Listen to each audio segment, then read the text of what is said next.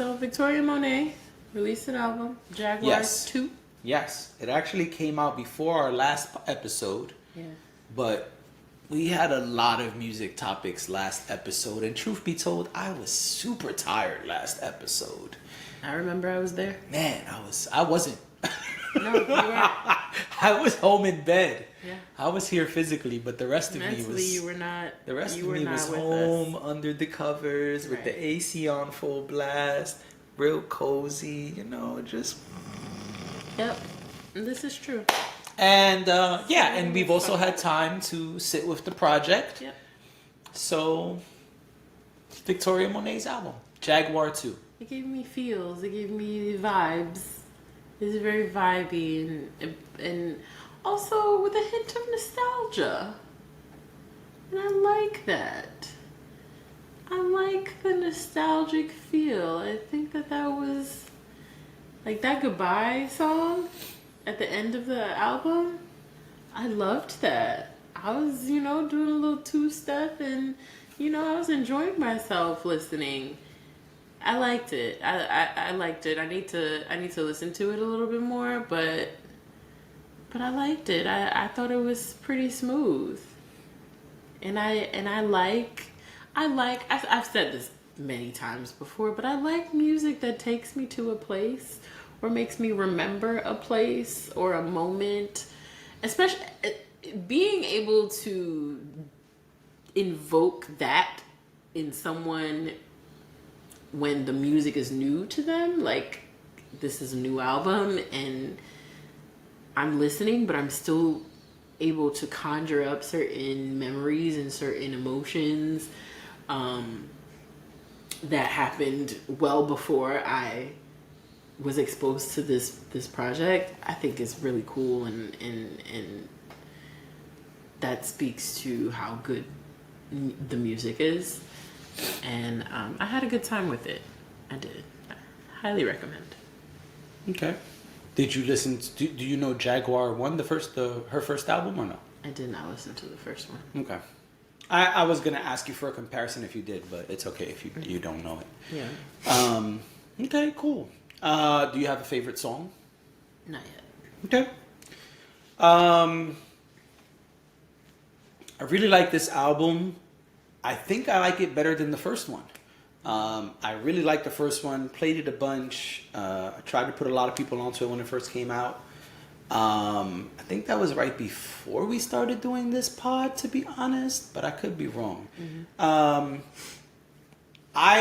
I always believe in songwriters.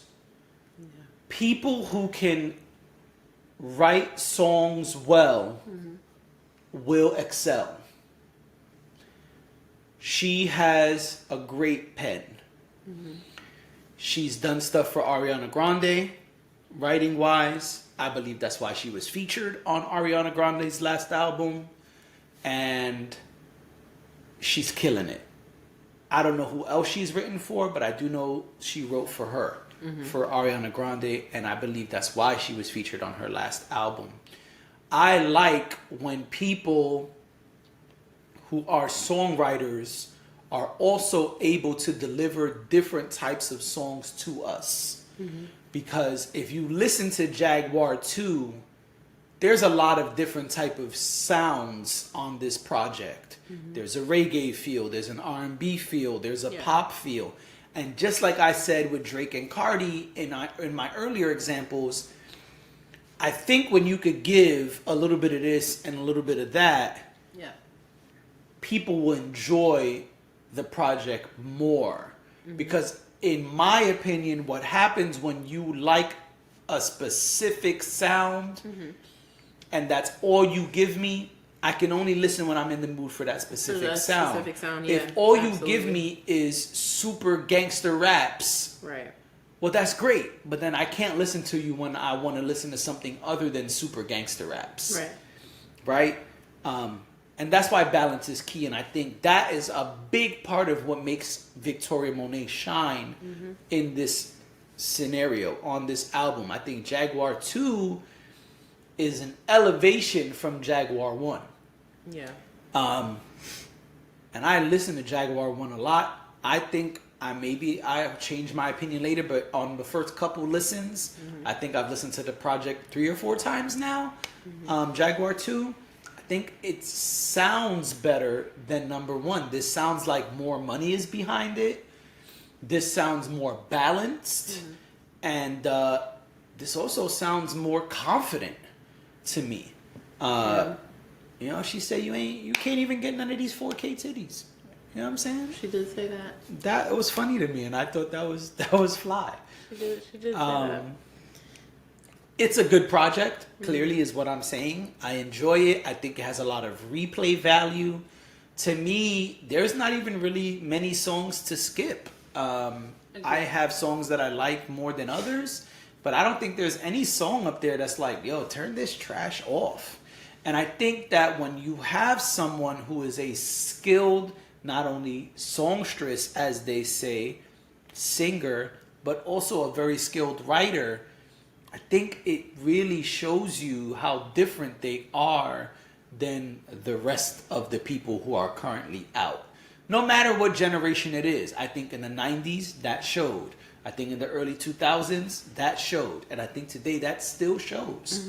Like we mentioned Neo earlier. Neo has that same capability where, yeah, I can sing my ass off, but I can also write the fuck out of a song. Yeah. And I think that is where we are seeing the difference between a Victoria Monet and maybe some of her peers. I don't even know who her peers would be, to be honest. And I'm not saying that she's better than everyone else. I just think that she's able to do things very differently. Yeah. Like, parts of this album made me think of the recent Janelle Monáe album. But also parts of this album made me think of like 90s R&B.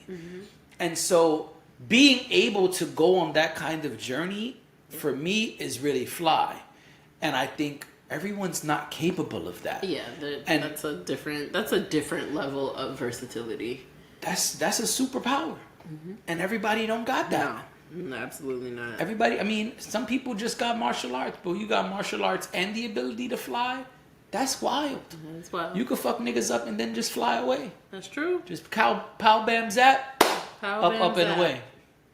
I also just want to point out that she has written for Coco Jones. She has written for Chrisette Michele. You said Ariana Grande already. She's written for Brandy.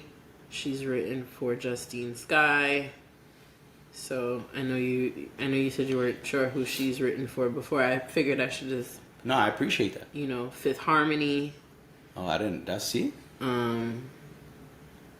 It seems like she worked a lot with Ariana Grande. Yeah.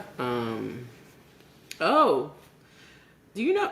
You probably don't know this song. Drunk Texting, Chris Brown featuring Janae Aiko. No, I don't know. She has song credit on there. She writes. Chloe and Halle.